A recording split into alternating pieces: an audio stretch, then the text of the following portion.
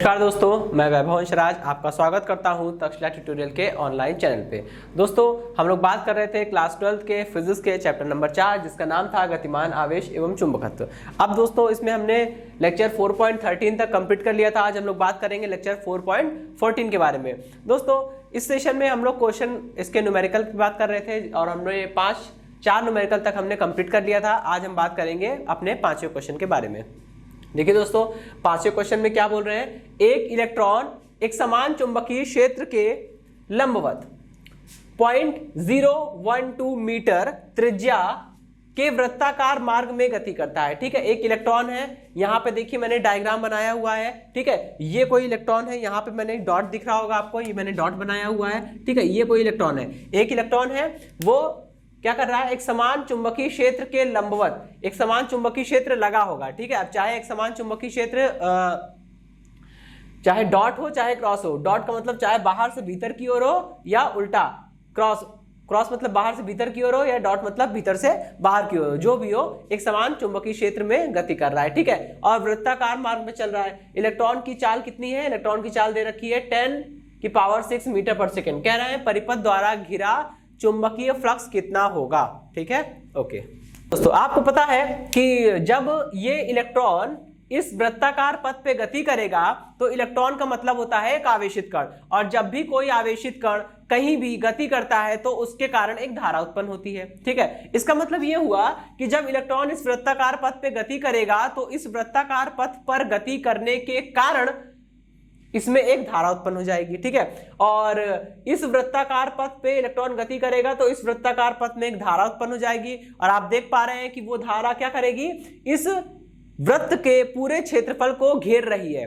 ठीक है, तो बस यहीं पे कॉन्सेप्ट उठता है आपका चुंबकीय द्विध्रुव आघूर्ण का भी, और यहां पे वो भी बात उठने वाली है जो हम लोग अभी इसमें हम लोग को फाइंड करना है। ठीक है, सबसे पहली बात कि मुझे ये निकालना होगा कि इलेक्ट्रॉन के चक्रण के कारण, इलेक्ट्रॉन के जो इसमें इलेक्ट्रॉन जो गति कर रहा है वृत्ताकार पथ पे, उसके कारण कितनी धारा उत्पन्न हो रही है। ठीक है, तो सबसे पहले हम ये निकालें। अगर दोस्तों हम बात I बराबर Q/T होता है, जहां Q क्या है, Q प्रवाहित आवेश है, और T क्या है, T वो समय है जितने समय के लिए आवेश को प्रवाहित किया गया है। अगर हम अपनी सिंप्लिसिटी के लिए, अपने कैलकुलेशन के अच्छे से मेजरमेंट के लिए हम क्या करें, हम इसके पूरे एक चक्रण की बात कर ले कि भाई पूरे एक चक्कर के लिए बात कर रहे हैं। ठीक है, तो पूरे एक चक्कर के लिए लिया गया समय कितना हो जाएगा, Q/T हो जाएगा, आवर्तकाल के बराबर हो जाएगा।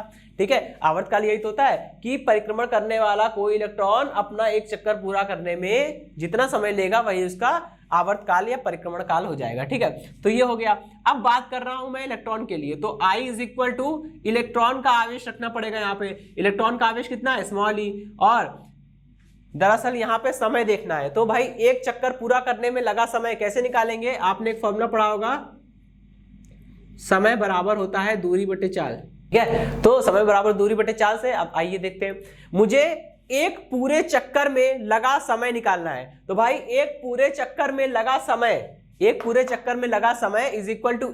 चक्कर में चली गई दूरी बटे समय बटे चाल। ठीक है, तो एक पूरे चक्कर में चली गई दूरी, आप खुद समझिए, एक इलेक्ट्रॉन है वो एक वृत्त पर गति कर रहा है, तो जब इलेक्ट्रॉन वृत्ताकार पथ पे एक चक्कर पूरा कर लेगा, जब इलेक्ट्रॉन वृत्ताकार पथ पे या वृत्ताकार मार्ग पर एक चक्कर पूरा कर लेगा तो उसके द्वारा चली गई दूरी कितनी हो जाएगी, उसके द्वारा चली गई दूरी उसकी परिधि के बराबर हो जाएगी, यानी कि 2πr के बराबर हो जाएगी, अपॉन में चाल। अगर इसकी चाल v है, अगर इसका वेग v है तो यहाँ पे अपॉन में v आ जाएगा। ठीक है, यहाँ पुट कर दीजिए, ये हो जाएगा 2πr / v। अब क्या होगा, ये बिल्कुल रिवर्स हो जाएगा। ठीक है, ये रिवर्स होगा और ये बन जाएगा I = EV, ऊपर चला जाएगा। ठीक है, EV अपॉन में 2πr, इक्वेशन नंबर 1। ठीक, अच्छा अब आप ये समझिए कि अब यहाँ पे कॉन्सेप्ट उठता है, ओस्टेड ने जो बताया था, ओस्टेड ने बताया था कि जब किसी तार में या किसी भी चालक पदार्थ में धारा प्रवाहित करते हैं तो उसके सराउंडिंग में एक चुंबकीय क्षेत्र उत्पन्न हो जाता है। ठीक है, तो यहाँ पे इलेक्ट्रॉन के वृत्ताकार मार्ग में चलने के कारण पूरे वृत्ताकार मार्ग में एक धारा उत्पन्न हो गई है। और जब वृत्ताकार मार्ग में जब धारा उत्पन्न हो रही है तो उस धारा के कारण वृत्ताकार मार्ग के केंद्र पर और उसके भीतर के सभी बिंदुओं पर क्या होगा, एक चुंबकीय क्षेत्र उत्पन्न हो जाएगा। उस चुंबकीय क्षेत्र का मान मुझे निकालना है, ठीक है।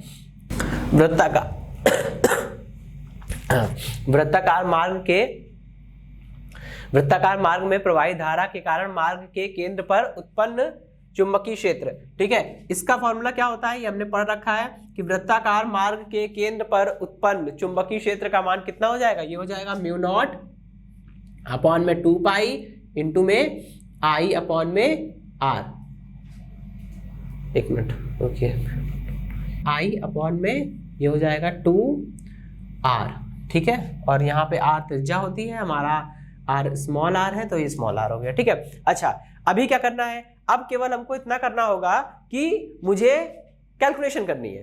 तो मुझे यहाँ पे आई की वैल्यू मुझे यहाँ चाहिए, देखिए क्या करेंगे, यहाँ से उठा के आई की वैल्यू इसमें पुट कर दीजिए, ठीक। चलिए अब समीकरण 1 से इसका मान रख देते, तो b इज इक्वल टू कितना हो जाएगा, म्यू नॉट अपॉन में 2r, और i की जगह पे ये पूरी वैल्यू हम लोग पुट कर सकते हैं, e इंटू वी अपॉन में 2 पाई r। देखिए सबको आपस में कंबाइन करिए, कितना हो जाएगा, b is equal to mu naught two E V divided by कितना हो जाएगा, ये हो जाएगा 4 पाई आर स्क्वायर, ठीक है, 4 पाई आर स्क्वायर, ठीक। अच्छा, ये तो b की वैल्यू हो गई। अब मुझे क्या निकालना है, मुझे पूछ रहे हैं चुंबकीय फ्लक्स कितना होगा, तो परिपथ द्वारा गुजरने वाला कुल चुंबकीय फ्लक्स, ठीक है। यहाँ पे इसको इक्वेशन नंबर 2 करके स्टॉप कर देते हैं, ठीक है। परिपथ से गुजरने वाला कुल चुंबकीय फ्लक्स, परिपथ से गुजरने वाला कुल चुंबकीय फ्लक्स निकालिए जरा, कितना हो जाएगा, phi B is equal to B A cos theta, ठीक है। और थीटा कितना होता है, थीटा यहाँ पे 0 है, ठीक है, वो इसलिए क्योंकि बी और ए के बीच का कोण होता है थीटा।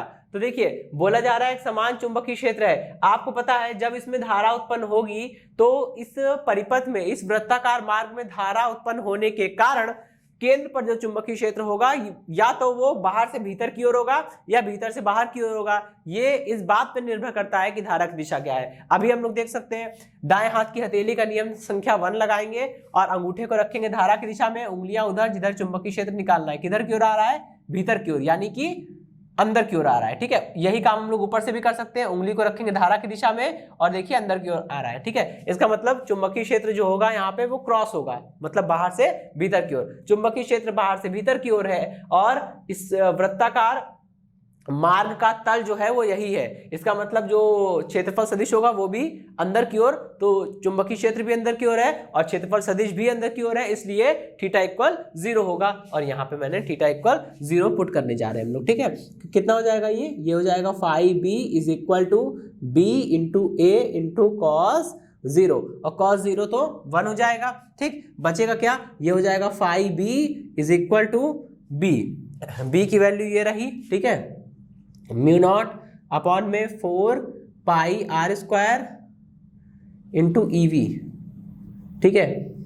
ये तो b की वैल्यू हो गई, ठीक। और इंटू में क्या करना है मुझे, a यानी क्षेत्रफल से मल्टीप्लाई करना है। क्षेत्रफल भाई, इस वृत्ताकार मार्ग का क्षेत्रफल क्या होगा, इस वृत्ताकार मार्ग का क्षेत्रफल या वृत्त का क्षेत्रफल कितना होता है, पाई आर स्क्वायर, मल्टीप्लाई कर दीजिए, ये हो जाएगा पाई और आर स्क्वायर, ठीक है। पाई आर स्क्वायर से पाई आर स्क्वायर कटेगा, ठीक। और जो बचेगा वो कुछ इतना होगा कि 5b is equal to mu naught E V upon में 4, ठीक। यहाँ पे रख दीजिए b is equal to mu naught की वैल्यू कितनी होगी, म्यू नॉट की वैल्यू हो जाएगी 4 pi into 10 raise to the power -7, और e मतलब इलेक्ट्रॉन का आवेश 1.6 into 10 raise to the power -19, और मल्टीप्लाइड बाय v कितना है, v है 10 की पावर 6 डिवाइडेड बाई 4, ठीक है। इन सबको कैलकुलेट करेंगे, 4 से 4 कैंसिल हो रहा है, सबको कैलकुलेट कर लेंगे तो जो आपका आंसर आएगा 5.024 इंटू 10 की पावर -20 वेबर, ठीक है। चलिए दोस्तों, अब हम लोग बात करेंगे अपने नेक्स्ट क्वेश्चन के बारे में। तो अब हम लोग बात करेंगे अपने नेक्स्ट क्वेश्चन के बारे में। देखिए क्वेश्चन नंबर 6 में क्या बोल रहे हैं, एक तार में 10 एम्पियर की धारा प्रवाहित हो रही है, ठीक है। फिर बोला जा रहा है इसे 5 वेबर पर मीटर स्क्वायर के एक समान चुंबकीय बल क्षेत्र के लंबवत रखा जाता है, ठीक है। इसकी 1/10 मीटर लंबाई पर कितना बल लगेगा। सबसे पहले तो हमें ये समझना होगा कि चुंबकीय क्षेत्र और जो तार है वो दोनों लंबवत रखे हैं। मतलब अगर हम लोग चुंबकीय क्षेत्र को ऐसे बनाते हैं हॉरिजॉन्टल, तो तार बिल्कुल लंबवत रखा है। ठीक, तार लंबवत रखा है, इसका मतलब तार की लंबाई L और चुंबकीय क्षेत्र B के बीच में कोण कितना बनेगा, 90 बनेगा। ठीक, तो सबसे पहले तो मुझे ये निकालना है कि बल कितना लग रहा है, पूरे तार पर कितना बल है। फिर मुझे निकालना पड़ेगा कि उसकी प्रति 1/10 मीटर लंबाई पर कितना बल कार्य करेगा। ठीक दोस्तों, हम जानते हैं कि चुंबकीय क्षेत्र में स्थित धारावाही चालक पर कार्यरत लॉरेंज बल का मान निम्नलिखित होता है। भाई अगर कोई चुंबकीय क्षेत्र B में L लंबाई का कोई चालक तार रखा है जिसमें प्रवाहित धारा कितनी है, I है, तो उस पर लगने वाला लॉरेंज बल कितना हो जाएगा, IBL sin थीटा होता है। ठीक, लेकिन दोस्तों हमें बोला गया है कि जो तार है वो चुंबकीय क्षेत्र के लंबवत रखा है। इसका मतलब तार की लंबाई L और चुंबकीय क्षेत्र B के बीच में कोण कितना बन रहा है, 90, और यही वो कोण है जो यहाँ पे थीटा के रूप में रखा जाएगा। ठीक, तो तार क्षेत्र के लंबवत रखा है, इसलिए थीटा इक्वल 90 रखना पड़ेगा। ठीक, तो ये कितना हो जाएगा, IBL और यहाँ पे हो जाएगा sin 90। ठीक, लिख देंगे since theta is given as 90। चलिए भाई, ठीक, अब देखिए ये तो तार की पूरी L लंबाई पर कार्य करने वाला कुल बल है। तार की पूरी लंबाई L पर कार्य करने वाला कुल बल है ये। ठीक, अगर मुझे तार की प्रति एकांक लंबाई पर कार्य करने वाला बल निकालना हो तो क्या करेंगे, F/L करेंगे। भाई अगर तार की पूरी लंबाई L पर F बल कार्य कर रहा है, अगर तार की पूरी लंबाई L पर F बल कार्य कर रहा है तो एकांक लंबाई पर कितना बल कार्य करेगा, एकांक लंबाई पर जो बल कार्य करेगा वो F/L हो जाएगा। ठीक है, तो एकांक लंबाई पर कार्य करने वाला बल ये हो जाएगा I × B। ठीक, अब इसको जरा कैलकुलेट कर लेते हैं हम लोग। लेकिन दोस्तों हमसे पूछा क्या गया है, जरा इस पे भी ध्यान दीजिएगा। F/L करने पर हमें क्या मिला, F/L का मतलब है कि तार की एकांक लंबाई पर, तार की 1 मीटर लंबाई पर इतना बल कार्य करेगा। लेकिन हमें क्या निकालना है, हमें तो निकालना है तार की 1/10 मीटर लंबाई पर। इसका मतलब क्या करना पड़ेगा, दोनों तरफ हमको 1/10 से गुणा कर देना पड़ेगा। ठीक है, ये F/L ये बता रहा है तार की 1 मीटर लंबाई पर बल। अब मुझे तार की 1 मीटर नहीं बल्कि 1/10 मीटर लंबाई पर बल चाहिए, तो यहाँ पे 1/10 से गुणा कर दिया और इधर भी क्या हो जाएगा, 1/10 से गुणा कर दिया जाएगा, तो ये बन गया IB/10। ठीक, इसको बस कैलकुलेट करना है और कैलकुलेट करना काफी इजी है कैलकुलेशन। तो चलिए F/L मल्टीप्लाइड बाय 1/10, ये पूरा बल है 1/10 मीटर लंबाई पर लगने वाला बल। क्योंकि 1 मीटर लंबाई पर लगने वाला बल अगर इतना है, आप यहां से इसे समझ सकते हैं, अगर L मीटर लंबाई पर लगने वाला बल कितना है, F है, तो 1 मीटर लंबाई पर लगने वाला बल कितना होगा, F/L। तो 1/10 मीटर लंबाई पर लगने वाला बल कितना होगा, 1/10 मीटर लंबाई पर लगने वाला बल F/L × 1/10 हो जाएगा। ठीक है, वही चीज मैंने यहाँ पे करी हुई है। चलिए अब सारी वैल्यू पुट कर दीजिए। धारा का मान आपको दिया हुआ है 10 एम्पियर और चुंबकीय क्षेत्र का मान आपको दिया है 5 वेबर/मीटर²। ठीक है, अपॉन में कितना हो गया, अपॉन में 10 है। ठीक है, बस कैलकुलेशन बहुत ही ईजी है, आप देख रहे होंगे। F/L मल्टीप्लाइड बाय 1/10, ये 1/10 मीटर पर कार्य करने वाला बल, और ये आ गया आपका 5 न्यूटन। बल है तो न्यूटन, और अपॉन में पर मीटर लिख सकते हैं। ठीक है, नहीं पर मीटर लिखना ठीक नहीं होगा क्योंकि ये 1 मीटर पर लगने वाला बल नहीं है, केवल इतना लिख सकते हैं। ठीक है, तो ये हो गया 5 न्यूटन, यानी कि 1/10 मीटर लंबाई पर कितना बल लगेगा, 5 न्यूटन का बल लगेगा। ठीक है दोस्तों, तो चलिए ये क्वेश्चन समाप्त हुआ। अब हम लोग बात करेंगे अपने नेक्स्ट क्वेश्चन यानी क्वेश्चन नंबर 7 के बारे में। तो दोस्तों अब हम लोग बात करेंगे अपने नेक्स्ट क्वेश्चन के बारे में। देखिए नेक्स्ट क्वेश्चन में क्या बोल रहे हैं, एक लंबे ऊर्ध्वाधर तार में 5 एम्पियर की धारा नीचे से ऊपर की ओर बह रही है। सबसे पहले ऊर्ध्वाधर तार का मतलब है तार बिल्कुल वर्टिकल होगा, हॉरिजॉन्टल नहीं होगा। तो सबसे पहले हमने एक तार बनाया हुआ है, देखिए ये तार बिल्कुल वर्टिकल है। ठीक है, ऊर्ध्वाधर रखा हुआ है और इसमें धारा की दिशा नीचे से ऊपर की ओर है। ठीक, और कितने एम्पियर की, 5 एम्पियर की धारा बह रही है, तो यहाँ पे लिख दिया I = 5 एम्पियर। ठीक, अब देखिए यह तार जो है वो 0.020 वेबर/मीटर² की एक समान क्षैतिज चुंबकीय क्षेत्र में है। ठीक है, 0.020 वेबर/मीटर² के एक समान क्षैतिज चुंबकीय क्षेत्र में यह तार रखा हुआ है। ठीक है, और इस चुंबकीय क्षेत्र की दिशा जो है, देखिए चुंबकीय क्षेत्र जो है वो क्षैतिज है और इस चुंबकीय क्षेत्र की दिशा उत्तर की ओर है। तो सबसे पहले हमने एक चुंबकीय क्षेत्र बनाया जो क्षैतिज दिशा में होना चाहिए। क्षैतिज मतलब या तो इस डायरेक्शन में हो या तो इस डायरेक्शन में हो, ठीक। और कह रहा है इसको ऐसा बनाइए कि वो उत्तर की दिशा में हो। तो यहाँ पे देखिए मैंने एक डायरेक्शन कन्वेंशन बनाया हुआ है। यहाँ पे अगर डाउनवर्ड ईस्ट है तो अपवर्ड वेस्ट होगा, और फिर इस डायरेक्शन में नॉर्थ है और इसके अपोजिट साउथ होगा। तो देखिए इस डायरेक्शन में नॉर्थ है तो चुंबकीय क्षेत्र भी नॉर्थ की डायरेक्शन यानी उत्तर की दिशा में है, ठीक। अब बोल रहे हैं कि क्षेत्र द्वारा तार की 0.06 मीटर लंबाई पर कितना बल कार्य कर रहा होगा, ठीक है, और किस दिशा में कार्य कर रहा होगा ये हमें निकालना है, ठीक। तो सबसे पहले ठीक है, चुंबकीय क्षेत्र में धारावाही चालक तार पर कार्यरत बल, ठीक है, चुंबकीय क्षेत्र में धारावाही चालक तार पर कार्यरत बल निकालना है। F इज इक्वल टू कितना हो जाएगा, I/B/L sin थीटा। लेकिन दोस्तों यहाँ पे देखिएगा चुंबकीय क्षेत्र क्षैतिज है, ठीक, और तार बिल्कुल ऊर्ध्वाधर रखा है, तो तार की लंबाई और चुंबकीय क्षेत्र के बीच में ये एंगल कितना बन रहा है, पूरा 90 का एंगल बन रहा है, और यही वो एंगल थीटा होता है जो हमको यहाँ पे रखना होता है। तो क्या करेंगे, सबसे पहले हम लोग सबको एज इट इज लिख लेंगे और थीटा की जगह क्या लिखेंगे 90, ठीक। तो यहाँ हो गया sine 90 means theta is equal to 90। इतना हो गया।